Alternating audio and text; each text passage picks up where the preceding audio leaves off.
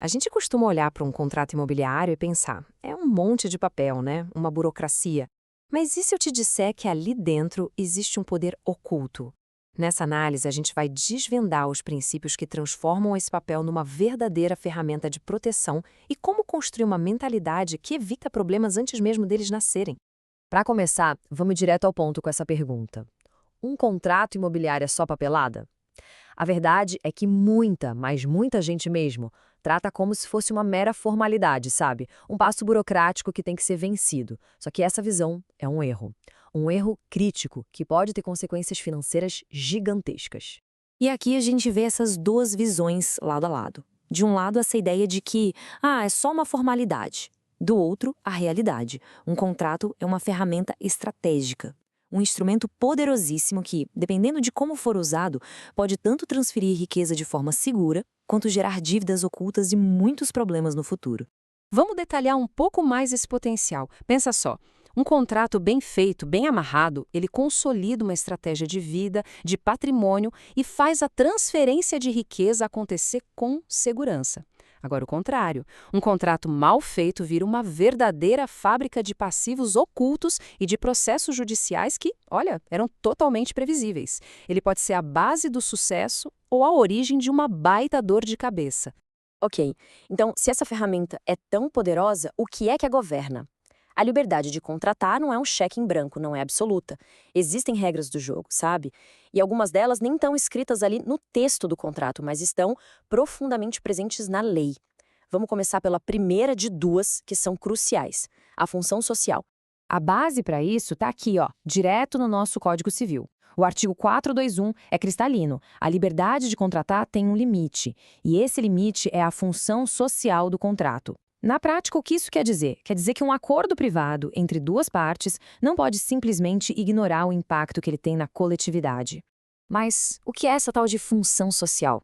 Pensa nela como um freio à autonomia absoluta das partes. O objetivo é garantir que o contrato mantenha um equilíbrio estrutural, que ele sirva a um interesse coletivo. É por isso, por exemplo, que cláusulas consideradas abusivas, que criam um desequilíbrio muito grande, podem ser revistas pela justiça. É importante lembrar, blindagem contratual não é a mesma coisa que abuso. Agora, vamos para o segundo princípio fundamental, aquele que molda todos os contratos e que talvez seja o mais importante no dia a dia: o dever de agir com boa-fé objetiva. E o que é a boa-fé objetiva? É um padrão de conduta. O artigo 422 do Código Civil exige que as partes ajam com honestidade, com justiça, com lealdade, em todas as fases do contrato, da negociação até depois do cumprimento. O ponto central aqui é: o que importa não é a intenção secreta da pessoa, mas sim o seu comportamento, como ela agiu de fato. E essa boa-fé se desdobra em 4 deveres principais. Primeiro, o dever de informação, ou seja, ser transparente sobre todos os detalhes importantes. Segundo, o dever de cooperação, que é ajudar para que o contrato atinja seu objetivo. Terceiro, o dever de lealdade, que é não agir para prejudicar o outro lado. E, por fim, a proibição do comportamento contraditório. Basicamente, não se pode criar uma expectativa e depois agir de forma totalmente contrária a ela. O mais interessante sobre a boa-fé é o poder dela. Ela se aplica até mesmo antes de o contrato ser assinado. Um caso famoso no Brasil ilustra isso perfeitamente: o dos produtores de tomate.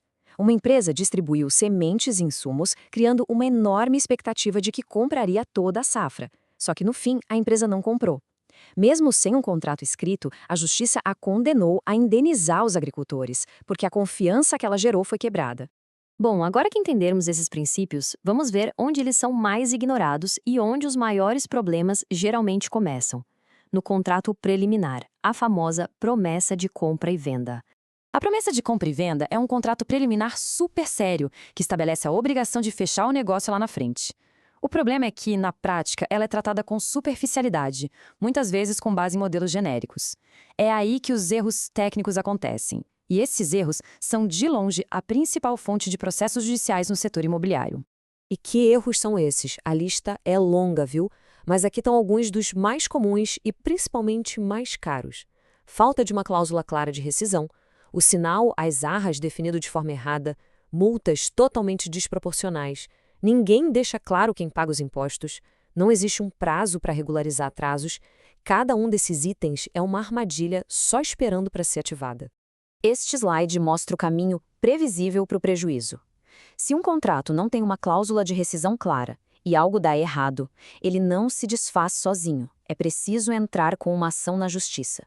Isso gera uma demora gigantesca, e o resultado final é quase sempre um grande prejuízo financeiro para uma das partes, quando não para as duas.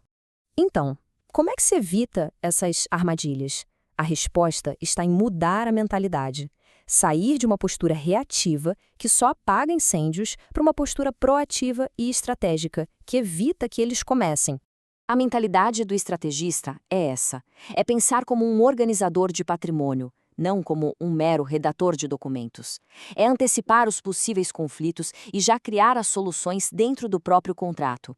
É redigir com precisão cirúrgica e, o mais importante, estruturar acordos que sejam fortes o suficiente para resistir ao tempo e a um eventual processo.